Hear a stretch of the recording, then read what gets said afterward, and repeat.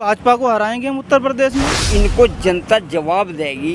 जनता बहुत त्रस्त है। नहीं, अगर इनको सद्बुद्धि आती है।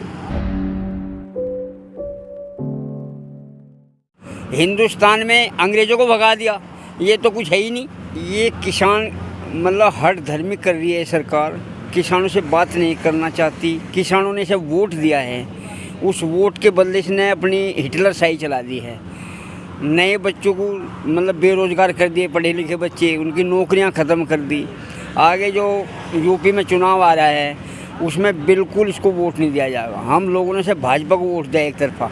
मेरा गांव जिला शामली उत्तर प्रदेश में पड़ता है, मैंने वहाँ एक तरफा वोटिंग कराया, सबसे हाथ पैर जोड़ करके।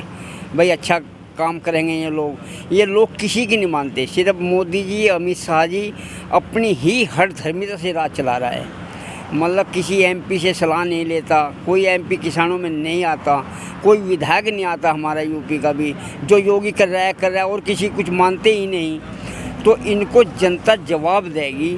जनता बहुत त्रस्त है।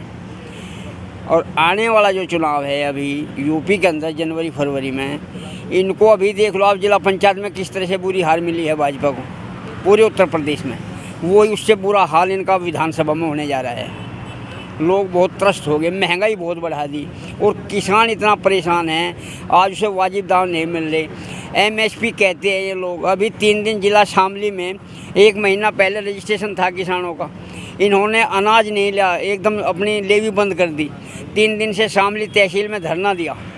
हमारे कपिल खाटियान जी जिला अध्यक्ष है भारतीय किसान यूनियन, हम सब वहाँ पहुँचे और जाके धरना दिया। डीएम साहब वहाँ लेडीज है बड़ी अच्छी, जसजीत कौर जी, वे किसानों के बीच आए। उन्होंने कहा कि आपका गेहूँ हम 1975 में तुलवाएंगे। उन्होंने सेंटर खुलवाई रात को और तुलवाया, जबकि वहाँ 1500-1600 के भाव बढ़िया लोग खरीद रहे थे, जैसे अडानी अंबानी हैं। इस तरह से हो रहा था वहाँ काम।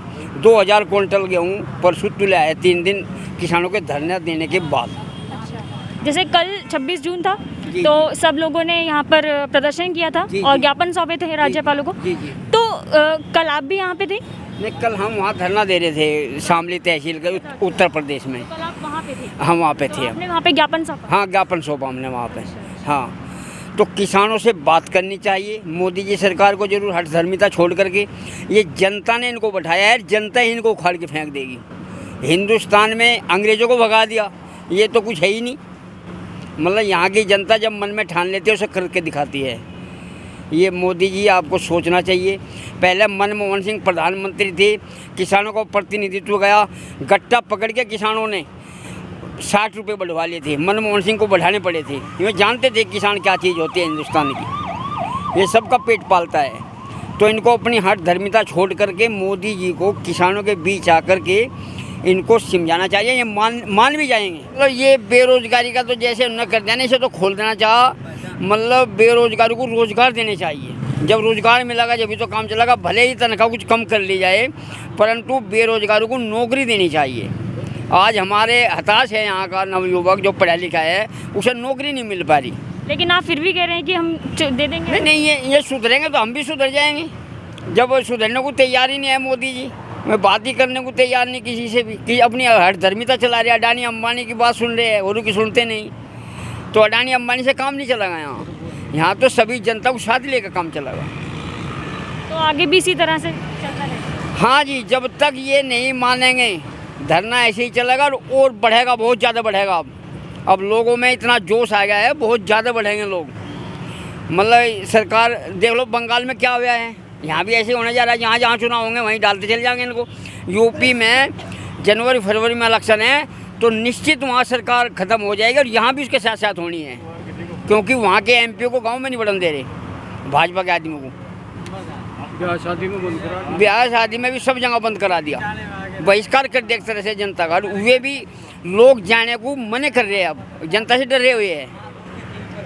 परंतु मोदी जी को अपनी हर धर्मिता छोड़कर किसानों के बीच जनता की बात सुननी चाहिए। भाई बातचीत के लिए हम लोग भी तैयार हैं, सारे किसान तैयार हैं। अगर ये तीनों कानून वापसी लेते हैं, एमएसपी की गारंटी देते हैं, तो हमें कोई प्रॉब्लम नहीं है बातचीत करने के लिए। ये संशोधन के लिए कहते हैं, संशोधन के लिए हम तैयार नहीं। अगर 3 कानून ये वापसी लेते हैं, एमएसपी की गारंटी लेते हैं, तब हमारी घर वापसी हो जाएगी। हमारी कोई लड़ाई भाजपा से नहीं है, हमारी लड़ाई जो है इनकी नीतियों से है। जो इन्होंने नीतियाँ लागू करी हैं उन नीतियों से हमारी लड़ाई है। लेकिन अगर ये हमारी बात मानते हैं, किसानों की बात मानते हैं, तो फिर देखेंगे। अब जैसे कल गाज़ियाबाद की मैंने एक घटना सुनी गाज़ियाबाद के अंदर कि इनके कुछ भाजपा के जिला परिषद के चुनाव हो रहे थे, कि तो मैंने ये सुना है कि कुछ जिला पंचायत सदस्यों को इन्होंने बंधक बना के रखा। इस तरीके की अगर घटना उत्तर प्रदेश में होगी, अगर प्रशासन ही और शासन ही गुंडागर्दी करेगा, तो फिर राज्य कैसे चलेगा आप बताइए। फिर राज्य नहीं चल पाएगा ना, तो सत्ता जो हुई वो गुंडों की हो गई ना। इस तरीके की हरकत अगर योगी आदित्यनाथ करेंगे तो हम इनको सत्ता में टिकने नहीं देंगे, हम इनको कुर्सी से उतार के नीचे बिठा देंगे। भाजपा को हराएंगे हम उत्तर प्रदेश में 2022 के अंदर पक्का है। हम योगी आदित्यनाथ जी को मुख्यमंत्री बनने नहीं देंगे और सुपड़ा साफ इनका उत्तर प्रदेश से हम कर देंगे जी।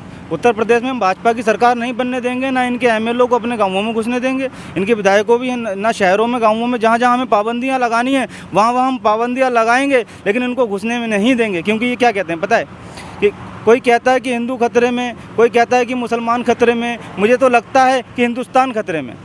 ये आंदोलन 2022 में हम भाजपा का सुपड़ा साफ उत्तर प्रदेश से करेंगे और 2024 तक ये आंदोलन चलेगा, क्योंकि 2024 के अंदर हमें नरेंद्र मोदी जी को जवाब देना है। उनको हम सत्ता में बैठने नहीं देंगे, क्योंकि उनका एक नारा था कि अच्छे दिन आने वाले हैं, अच्छे दिन आने वाले हैं, क्योंकि मोदी जी अब जाने वाले हैं। एक नारा उनका और था ये कि मैं देश नहीं झुकने दूंगा। मोदी जी का एक नारा था कि मैं देश नहीं झुकने दूंगा, और हम किसानों का नारा है कि हम देश नहीं बिकने देंगे।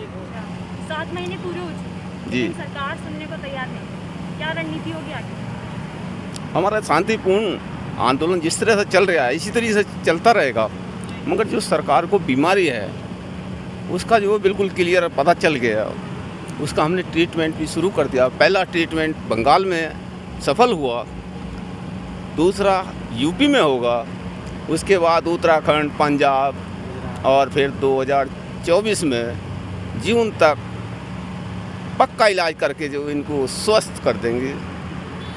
तो उसी के बाद इनकी जो बुखार है बिल्कुल नॉर्मल हो जाएगा। और इससे पहले अगर इनको ईश्वर सद्बुद्धि देती है और इनको किसानों से समाधान करने की आती है तो बहुत अच्छा है। नहीं अगर इनको सद्बुद्धि आती और ये अपनी इसी घमंड में रहे तो जून 2024 तक इनको जो पक्का ट्रीटमेंट कर दिया जाएगा और अपना इसी तरीके से शांतिपूर्ण आंदोलन चलता रहेगा। और जब तक ये 3 अध्यादेश वापसी नहीं होंगे, एमएसपी पर लिखित गारंटी कानून नहीं बनेगा और कम रेट पर खरीद पर सज़ा का प्रावधान नहीं होगा, तब तक हम लोग घर वापसी नहीं करेंगे और इसी तरीके से सड़कों पर आंदोलन करते रहेंगे। खबरों में बने रहने के लिए फोरम 4 को सब्सक्राइब करें और नोटिफिकेशन पाने के लिए बेल आइकन दबाएं।